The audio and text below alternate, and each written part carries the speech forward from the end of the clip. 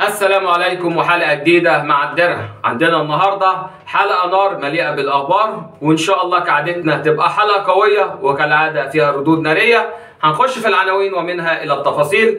أول عنوان معانا النهاردة: أحمد سليمان عضو مجلس إدارة الزمالك، الأهلي 0-0-0. هنخش ونتكلم ونرد بكل قوة على هذا التصريح. ثم معانا جمال عبد الحميد نجم نادي الزمالك السابق: الزمالك اجمد نادي في افريقيا، ادونا الدعم اللي بياخده النادي الاهلي وانتوا هتشوفوا النتيجه. برضه هنخش ونرد بكل قوه. حازم امام: بيراميدز ما خدش مكان الزمالك، طب اديني اماره واخر صفقات النادي الاهلي. بسم الله الرحمن الرحيم، والصلاه والسلام على اشرف المرسلين. حلقه يا رب تنول اعجابكم، ما تبخلش علينا باللايك والشير والدعم ده عشان صوتنا يوصل لكل الناس، وان شاء الله تكون حلقه موفقه. بسم الله الرحمن الرحيم، والصلاة والسلام على أشرف المرسلين. اللهم عليك باليهود ومن والاهم، وانصر أهلنا في فلسطين، وأعز الإسلام والمسلمين، واحفظ مصر والأمة العربية والإسلامية أجمعين. نخش في أول حاجة معانا النهاردة، وهو أحمد سليمان عضو مجلس إدارة نادي الزمالك، اللي في برنامج مع مهيب عبد الهادي بيقول إن الأهلي تقييمه 0-0-0. تخيل التقييم ده حضرتك بتقوله وبتملى بقك بيه قوي كده وفاتح بيه صدرك في الوقت اللي رئيس الاتحاد الدولي والصحف العالمية بتشيد بالنادي الأهلي وبأدائه الكبير وبتألقه وبجمهوره العظيم اللي ملأ جنبات الاستادات اللي كانت بتلعب فيها المباراة. حاجة على النقيض تماما، 0-0-0. طيب التقييم اللي انت اديته للاهلي ده 3-0، يعني 3 اصفار، 0-0-0. طب الوضع عندك ايه؟ يعني انا كالنادي الاهلي 0-0-0. طب الوضع اللي عند حضرتك ايه؟ يعني يتحط له تقييم ايه؟ ان انت عندك ايقاف كده، عندك ديون، غياب بطولات، غايب عن دوري الابطال، دوري ابطال افريقيا ما توجتش بيه من 23 سنه، ما صعدتش ولا مرة كاس عالم، بيراميدز خد مكانك، مفيش دوري بتاخده، يعني مفيش دوري بتاخده، عدم وجود مدرب، عدم وجود صفقات أجنبية بدل اللي خرجت، ولا محترفين بدل اللي خرجوا، ولا صفقات جديدة أعلن عنها، ولا أي حاجة في أي حاجة. كل إنجازاتك دلوقتي إنك رجعت شيكابالا يلعب وياخد منك 30 مليون جنيه في الموسم وهو مخلص ومشطب كوره. مش برضو ده تقييم؟ طيب ال0-0-0 اللي انت بتتكلم عليهم دول، وهنسميهم 3-0 عشان ما نكررش صفار كتير. الاهلي اللي واخد ال3 اصفار دولت يا حبيبي خد قيمه ماليه من كاس العالم للانديه تفوق القيمه التسويقيه لفريقك. فاهم ولا مش فاهم؟ يعني الاهلي بمكافئاته اللي خدها من مشاركاته في كاس العالم للانديه، تعادلين قدام انتر ميامي وبورتو بطل اوروبا قبل كده، ونظير المشاركه خد قيمه ماليه اكبر من القيمه التسويقيه لفرقتك كلها، وتقول لي 0-0-0. طيب لو بالمنطق بتاعك ده تفتكر احنا نديك كام صفر؟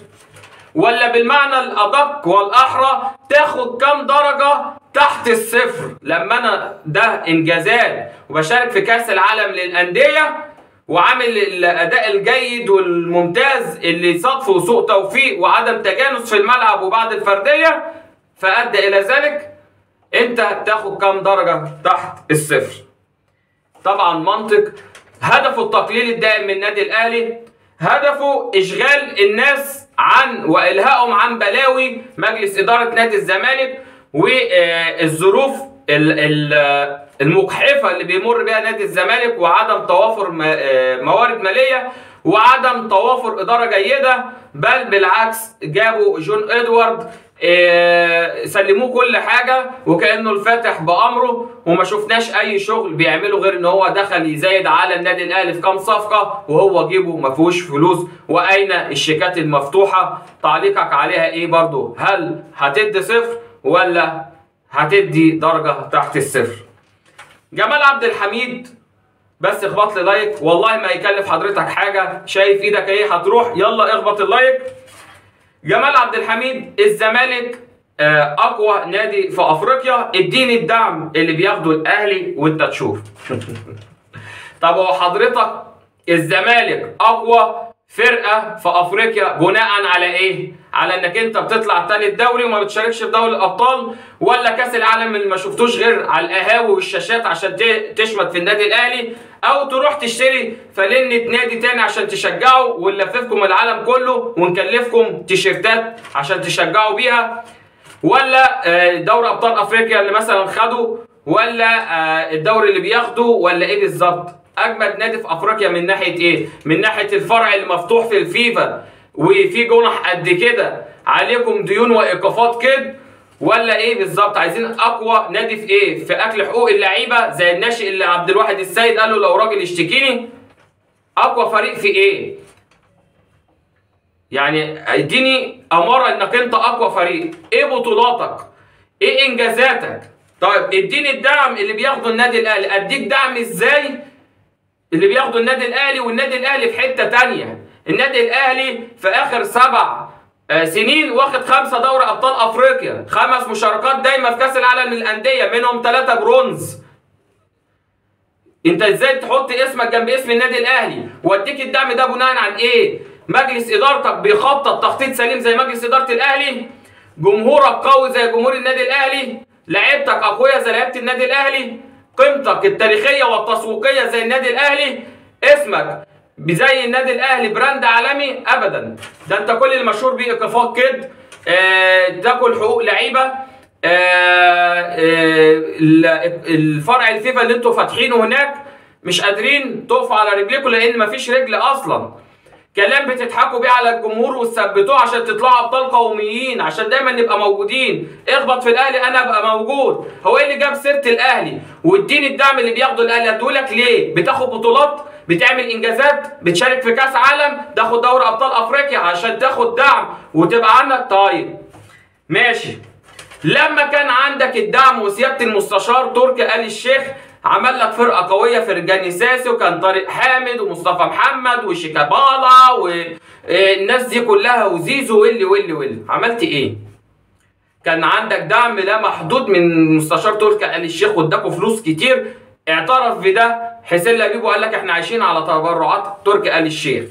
عملتوا ايه؟ ايه اللي انتوا عملتوه؟ خدتوا دوري ابطال افريقيا؟ ما حصلش. صعدت كاس عالم انديه؟ ما حصلش. الرعاة هفتوا عليك؟ ما حصلش. عايز تعرف الاهلي بياخد الدعم ده كله ليه؟ اسال الجمهور اللي لف الاستادات كلها في العالم وملاها وملا جنباتها، وانت تعرف شعبيه الاهلي الجارفه، عشان كده اسمه زي البراند، حوض بطولات، جمهوره دايما جعان بطولات وانتصارات ما بيشبعش. فالانجازات دي يا حبيبي قدامها رعايات قويه وبفلوس كتير، مشاركاته دايما في كاس العالم بفلوس كتير، حصوله على دوري ابطال افريقيا بيديله فلوس كتير. فالحاجات دي انت ما تعرفش عنها ولا تسمع حتى عنها في طبق اليوم. اديك دعم ايه؟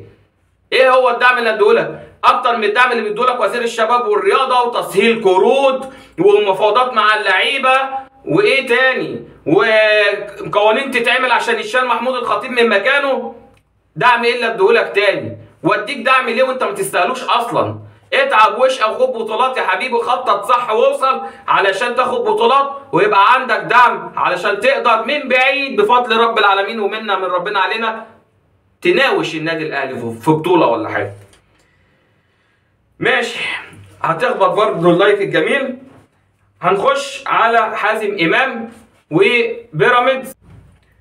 يقول لك ان بيراميدز ما خدش مكان الزمالك. طب اديني اماره. كنت دايما مركز الوصافه المركز الثاني ده انت بطل فيه وعامل ريكورد فيه عالي جدا، خدوا بيراميدز. كنت بتشارك في دوري الابطال افريقيا بان انت بتطلع مركز ثاني، بقى يشارك بيراميدز وخد بطوله انت ما خدتهاش من 23 سنه، صعد كاس عالم وانت عمرك بتاريخك ده كله من 1911 ما شفتوش حتى في طبق اليوم. حلوه طبق اليوم دي والله. يبقى ازاي ما خدش مكانك؟ ازاي ما خدش مكانك؟ جمهورك نفسه سابك وراح يشجع بيراميدز، جمهورك نفسه باع نفسه وقال لك انا هشجع بيراميدز قدام الزمالك، ده او ده يكسب احنا فرحانين. قد كده اتلغى الهويه التاريخيه لنادي الزمالك، قد كده جمهورك باعك وشاف مصلحته مع فرقه تانيه بالوجبه وبال200 جنيه. تخيل ان جمهور دلوقتي ساب ناديه وفرحته الاساسيه ان النادي اللي بيشجعه ده دلوقتي ممكن يناوش النادي الاهلي ولا قدر الله ياخد بطوله. متخيل؟ وتقول لي ما خدش مكانك؟ اسال جمهورك بالوجبه وال200 جنيه وانت تعرف خد مكانك ولا لا. اسال مشاركته في دوري ابطال افريقيا، وادي هيشارك في كاس العالم للانديه المره اللي جايه. انت فين بقى؟ انت موجود فين؟ انت حتى مش عارف تجيب لعيب بصفقه حتى 2-3 مليون جنيه وتقول لي ما خدش مكانك. راجع حساباتك يا كابتن حازم، وبيقول لك ان الكلام ده كلام للمكايده فقط. لا، ده مش للمكايده حبيبي، ده حقائق على ارض الواقع. وارجع للتاريخ وارجع وشوف انك انت بقالك 4-5 سنين مش بتشارك في دوري ابطال افريقيا بسبب فقدانك المركز المفضل ليك وهو المركز الثاني. يبقى بيراميدز خد مكانك ولا لا؟ اعتقد خد مكانك وبكتير. هنخش بقى في اخر حاجه معانا النهارده في حلقتنا، وهي صفقات النادي الاهلي. محمد شكري انتهى تماما، ناقص بس بيتمموا الاجراءات.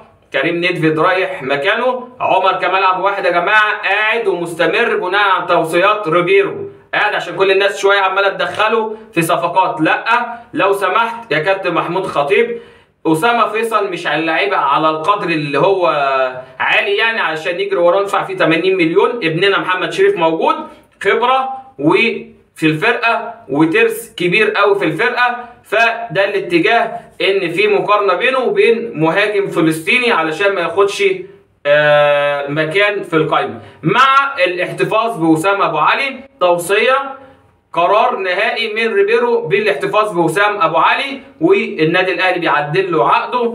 ناقص ياسين مرعي اللي برضه النادي الاهلي مش عارف ليه متكاسل ومش بيخلص الامور بسرعه، بس ان شاء الله في طريقه للنادي الاهلي. النادي الاهلي برضه داخل في الباك اليمين بتاع سيراميكا، بيشكروا فيه وبيقولوا ولد كويس، ولكن انا اعتقد ان الناحيه اليمين محمد هاني مستوى سيء بس يتطور. معانا عمر كمال عبد الواحد لما بيكون فايق بيبقى قوي جدا، وبرجوع كريم فؤاد. فاحنا مش محتاجين باك يمين يا كابتن، محتاجين مساك تاني زي ياسين مرعي واللي الراجل مصر عليه يبقى موجود مع العش وياسر واشرف داري واحمد رمضان بيكهام.